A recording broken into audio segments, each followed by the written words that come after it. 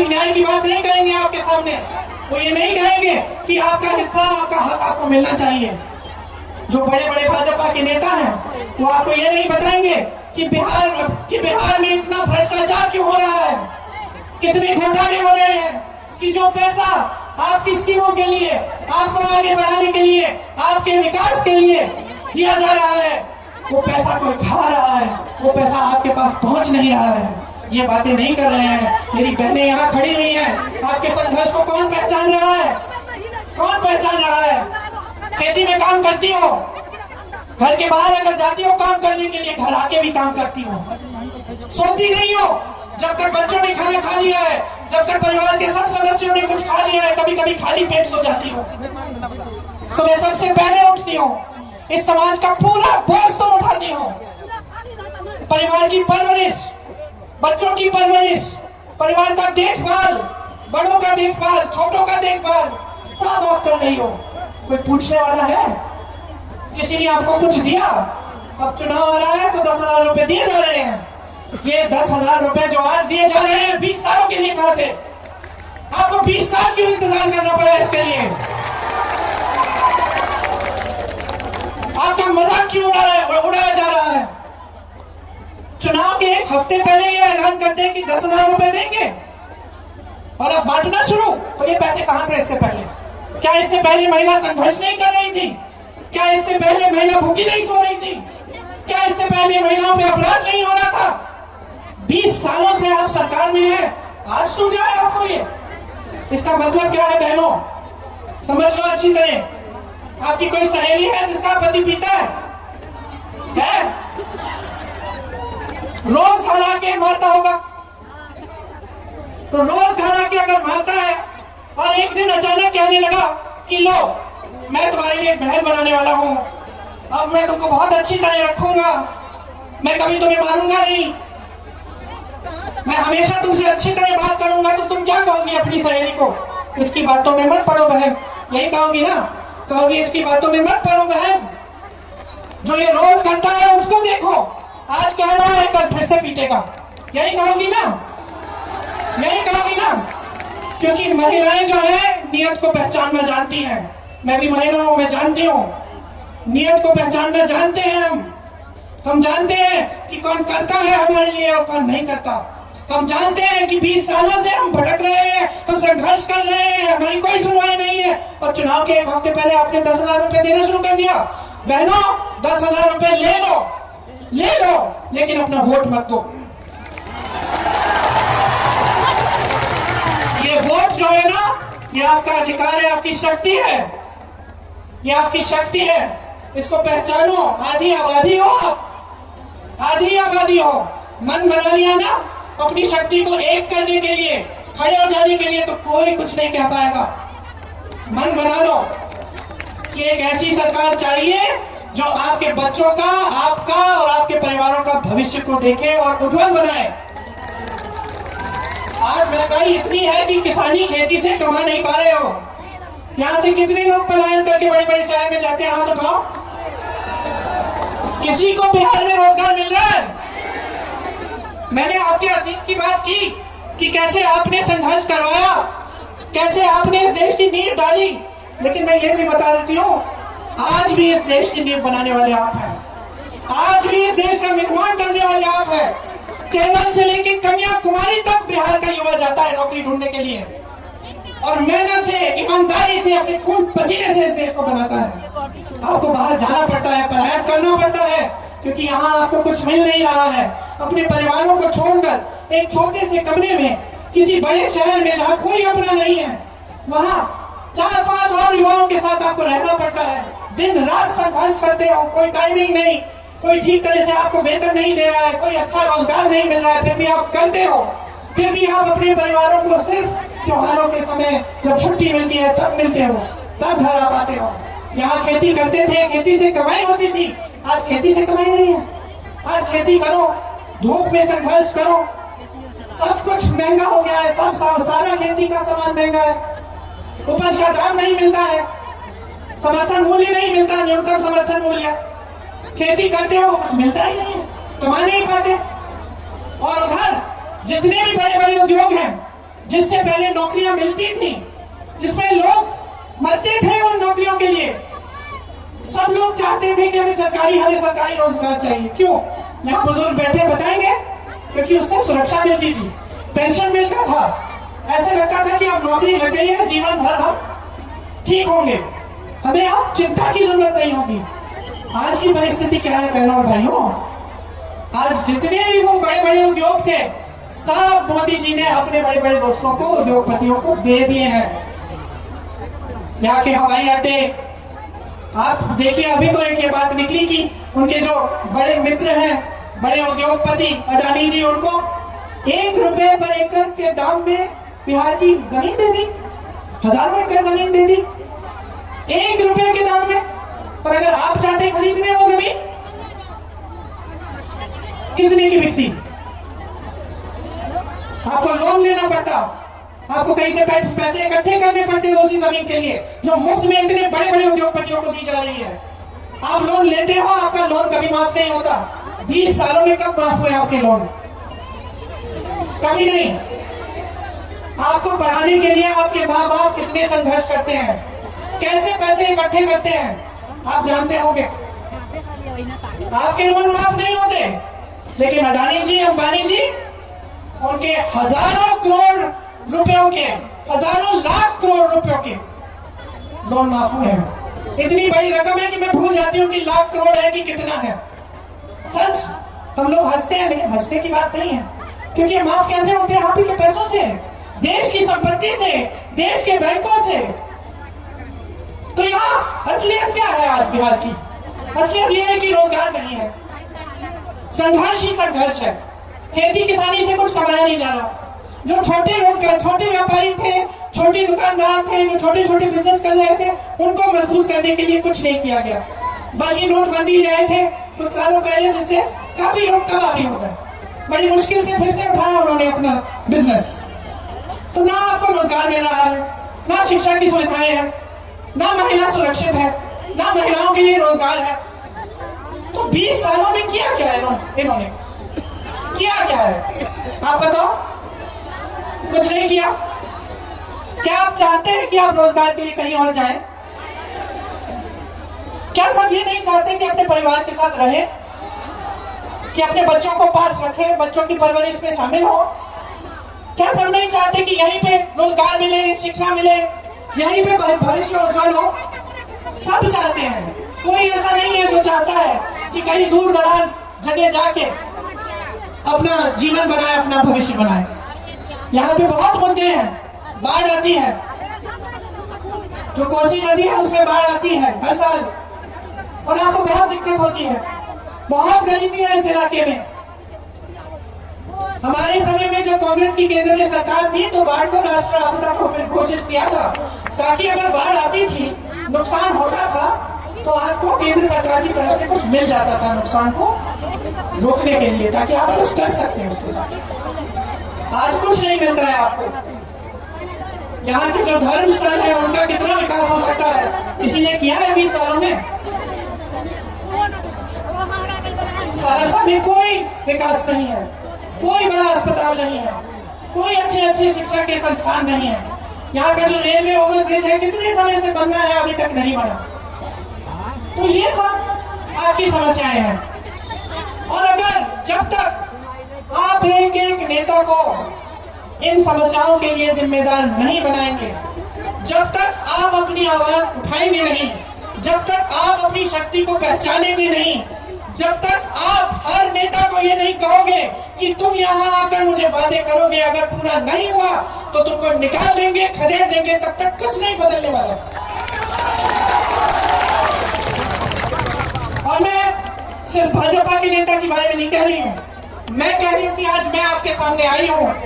अगर मैं कुछ वादे करके गई और वो वादे पूरे नहीं हुए, तो मुझे भी आप कह देना कि अगली बार बताओ।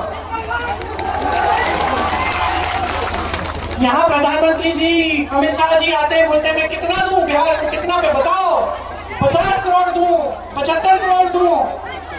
पूछिए 20 सालों में क्यों नहीं दिया? पूछिए उनसे, कहिए उनको कि यहाँ हमारा गुजारा नहीं हो पा रहा है। हम दुकान जाते हैं, कुछ खरीद नहीं पा रहे हैं त्योहार के लिए। त्योहार आता है जी घबराता है कि दिवाली आ रही है, छठ का त्योहार है, मेहमान आएंगे, खाना कैसे खिलाएंगे, बच्चा बीमार होगा, दवाई कैसे दिलवाएंगे, घबराहट होती है। समझाओ इनको, क्योंकि अंधे हो गए हैं, देख नहीं रहे हैं ये लोग, समझ नहीं पा रहे हैं कि किस दलदल में इन्होंने डाल दिया है देश की जनता को। किस दलदल में खड़े हो आप, किसान में भविष्य नहीं दिख रहा है, रोजगार नहीं दिख रहा है, शिक्षा हो जाती है, नौजवान लड़का है, नौजवान लड़कियां हैं, इंतजार करती रहती है कि नियुक्तियां हो जाएंगी।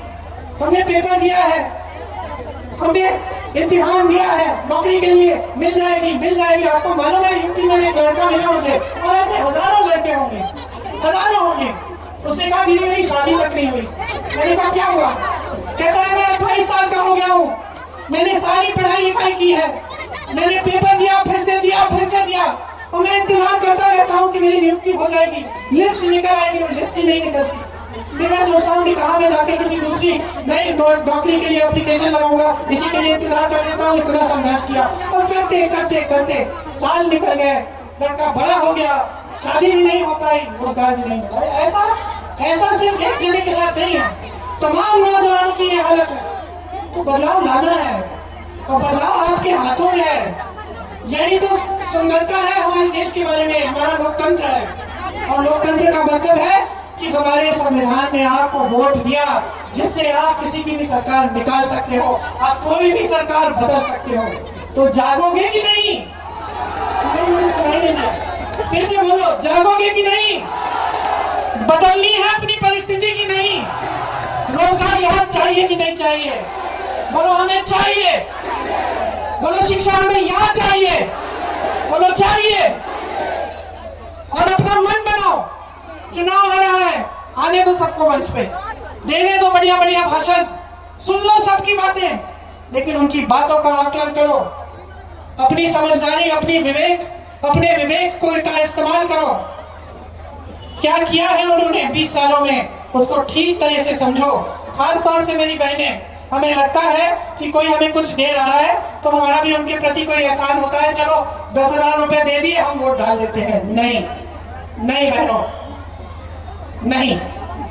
जैसे मैंने कहा, जो दे रहे हैं दे लो, लेकिन अपने आप को मत भूलो, अपने बच्चों को मत भूलो, अपने परिवार को मत भूलो, अपने समाज को मत भूलो, और अपने बिहार को मत भूलो। ये आपकी धरती है, आपकी धरती है, गर्व करो इस पे। इसमें कितनी काबिलियत है, लेकिन उस काबिलियत को व्यर्थ किया जा रहा है। अगर आप सबकी काबिलियत, इतने सारे नौजवान जो जाके बाहर काम करते, अगर यहाँ काम करते, अगर यहाँ निर्माण होता, यहाँ के जो उद्योग कांग्रेस के जमाने में लगाए गए थे, उनको अगर ठीक से चलाया जाता, तो कितना यहाँ पे कितनी प्रगति होती, कितना विकास होता। तो अब मन बना लो। कांग्रेस पार्टी और जो महागठबंधन है, उन्होंने कई चीजें तय की हैं कि हमारी सरकार आएगी तो आपके लिए क्या क्या हम करेंगे। उसकी सूची मेरे पास यहाँ है, तो मैं आपको पढ़ के सुनाती हूँ। देखिए, जो युवा यहाँ खड़े हैं बेरोजगार, आप जब परीक्षा देते हो नौकरियों के लिए, तो आपकी जो परीक्षा की फीस है उसे हम रद्द करने जा रहे हैं। परीक्षा का जो केंद्र है, जहां परीक्षा देने जाओगे, वहां तक आने जाने का जो खर्चा है वो आपको दिया जाएगा, मुफ्त यात्रा होगी आपकी। एक जॉब कैलेंडर बनेगा। जॉब कैलेंडर का मतलब जिस दिन आपकी परीक्षा होगी, जिस दिन रिजल्ट आएगा, जिस दिन आपकी नियुक्तियां होगी, वो सब चीजें जॉब कैलेंडर पे हम लगा के, हम सारा पहले से हम तय करेंगे। और किसी ने उसके साथ खिलवाड़ किया, किसी ने इधर उधर किया, तो उस पर सख्त कार्रवाई होगी। ये जो पेपर लीक का काम हो रहा है, जिसमें सब मिले हुए हैं और सब पैसे बना रहे हैं और आप बेरोजगार रह रहे हो, इसको रोकेंगे हम, ये नहीं होने देंगे। हर परिवार में जहां नौकरी नहीं है, उस परिवार में सरकारी नौकरी मिलेगी। प्रदेश में 2000 एकड़ की एजुकेशन सिटी और इंडस्ट्रियल क्लस्टर्स बनाए जाएंगे, आपकी शिक्षा के लिए और रोजगार के लिए। अगर आप अपना छोटा सा व्यापार शुरू करना चाहते हैं, जो नौजवान है वो सुने, कुछ अपना बिजनेस करना चाहते हैं, गरीब परिवार से आते हो, पैसे नहीं है, 2 लाख रुपए आपको दिए जाएंगे अपने बिजनेस को शुरू करने के लिए। आज लाखों सरकारी पद खाली पड़े हुए हैं, इनमें नियुक्तियां की जाएंगी और खास विशेष आरक्षण बिहार के वासियों को मिलेंगे। 3 साल की जो डिग्री है आपकी, इसे आप 3 साल में खत्म करेंगे, आपको 6-7 साल इंतजार नहीं करना पड़ेगा। और आवासीय अंग्रेजी मॉडल विद्यालय बनवाएंगे। मेरी बहनें, मैं जानती हूं कि आपका सबसे ज्यादा संघर्ष आप करती हैं, सबसे ज्यादा आपको आगे बढ़ना भी पड़ता है, बच्चों को पढ़ाना भी पड़ता है, तब भी संघर्ष है। समाज भी सहायता नहीं करता ठीक ढंग से, न सरकार से आपको ठीक ढंग से सहायता मिलती है। इसीलिए जो जीविका दीदियां हैं, जो खूब काम करती है, खूब मेहनत करती हैं, उन्हें 30,000 रुपए प्रति माह मिलेगा और पक्की नौकरी दी जाएगी। प्रत्येक अनुमंडल में महिला कॉलेज की स्थापना की जाएगी। विधवा और वृद्धजनों का जो पेंशन है वो 1500 रुपए मिलेगा और हर वर्ष उसको 200 रुपए बढ़ाएंगे।